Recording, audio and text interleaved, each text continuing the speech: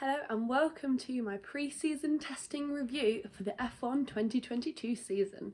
So, as most of you know, we have just concluded with our second lot of pre-season testing in Bahrain. We had the first lot a couple of weeks ago in Barcelona, and now that is it. Pre-season testing is done, dusted, and is all focused on the race. So, I'm going to give you guys a little bit of a roundup of what happened to each of the teams in Bahrain and Barcelona, and what we can sort of expect with the first race in Bahrain just mere days away. So to start things off, we've had 6 days in total of pre-season testing. We had 3 in Bahrain just recently, and then we had 3 in Barcelona at the start of March. We'll start with Ferrari. Now I have to say, in Barcelona at the first lot of pre-season testing, they were looking very strong and very fast.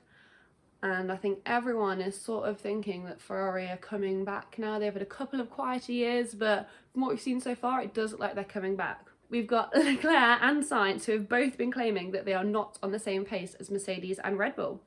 But you'll have the opposite. You've got Lewis Hamilton, who is saying that Ferrari are going to be top of the championship this year, which is very interesting. They've both got opposing views. They're probably both trying to sandbag each other. They were consistently quick on day 1 and 2 in Bahrain. They topped the timing sheets out of everyone. They did 149 laps in Bahrain, which proves their car is reliable, so it's fast, it's reliable. They did have a couple of porpoising issues in Barcelona, but a lot of teams had that, but it does seem that they fixed them in Bahrain. So as far as we're aware, Ferrari haven't really got any issues anymore, so we'll have to wait and see. Next up, we've got Mercedes. Now, they were also having a lot of trouble with the porpoising issues. They don't seem to have quite fixed it as well as Ferrari have. They did complete the most number of laps in Bahrain, so their car is clearly very reliable and there's not many issues there. They weren't the fastest, which we can't really take too much from that, can't read too much into it. They probably weren't doing any performance runs. I know they were doing a few, but maybe they're trying to keep something back. They did have a little bit of controversy, or good old Mercedes, as normal, someone always has to have it. They changed their side pods on their car drastically between Barcelona and Bahrain, but the car looks very, very different. Their side pods have completely changed, so that raised a few eyebrows, but we'll have to see how they perform in the race. McLaren also had some differences between both tests. In Barcelona, they were top of the times, looking very, very, very strong. You had Lando Norris saying he was annoyed that they were so quick because everyone's going to expect loads for them. It was a different story in Bahrain though, so we had Daniel Ricciardo absent from the whole of Bahrain testing because he was ill, and then we found out he has COVID, so hopefully he'll be back for the race. So Norris was the single driver for all 3 days, so he didn't have any breaks. They did have a couple of issues in Bahrain, so their brakes kept overheating, so they did have to have parts flown in from Woking from the McLaren Technology Centre, and we're hoping they've got them fixed. They did seem to get better on the last day, in the last couple of hours of testing, but we'll have to see if they have managed to fix that issue. They only did short runs, didn't do any really long ones, which is all because of that brake issue. Norris was the driver to do the most number of laps in Bahrain, so 200 laps over 3 days, which is an insane number, but he was doing all the driving. Yeah, so they do look better, so we'll have to, fingers crossed, they fix that brake issue. Alpine, again, also having a few issues and a bit of a difference between the two tests. They had lots and lots of issues in Barcelona. They couldn't get their DRS to open at all, so Alonso and Ocon were both driving with no DRS at all.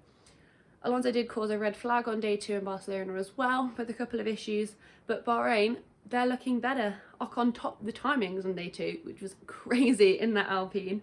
Alonso did match that on day 3, and he put in a sneaky, speedy lap on the final day, which definitely raised a few eyebrows. It's looking pretty impressive from Alpine, so again, can't really rule them out.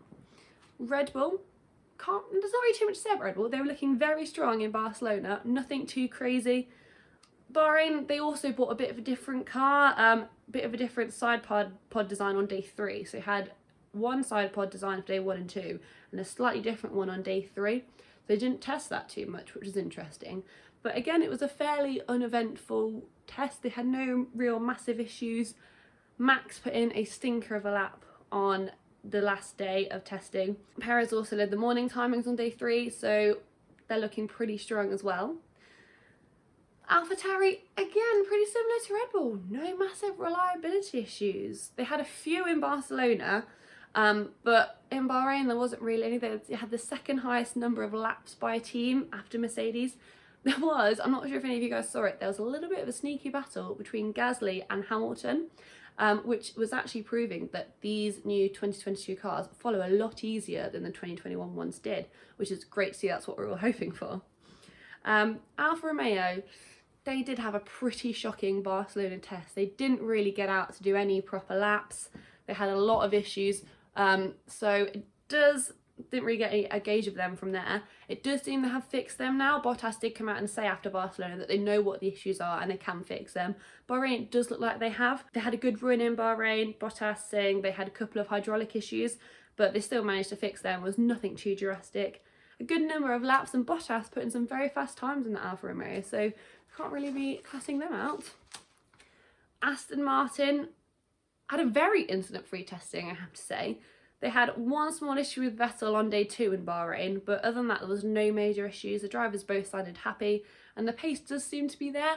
Obviously we don't know the full pace until we get all the cars against each other, but it didn't seem like they had any proper issues. Next up we've got Williams. So we had Latifi and Alex Albon back in the cars.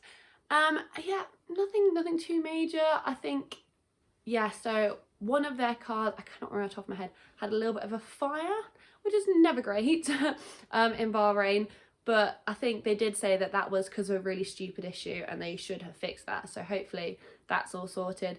Williams looking pretty speedy, so I do think that this midfield is going to be very bunched together.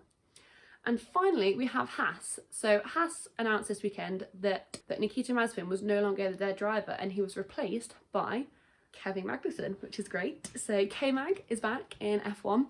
They had a very impressive Bahrain. So Barcelona, again, they're pretty awful, like Alfa Romeo, a lot of issues. They had Mick Schumacher driving for them. They had all the controversy with Russia. It does seem now that they are more stable, and all their claims about putting all their energy in the 2022 car could be coming true, because we had Kevin Magnussen 5th fastest in Bahrain, which was absolutely crazy in that Haas. So I do think that Haas are going to really surprise everyone this year. I think they're going to sneak back in there, so we'll have to wait and see to get the full story, but you never know with this. Thank you so much for watching this video. If you made it to the end, thank you.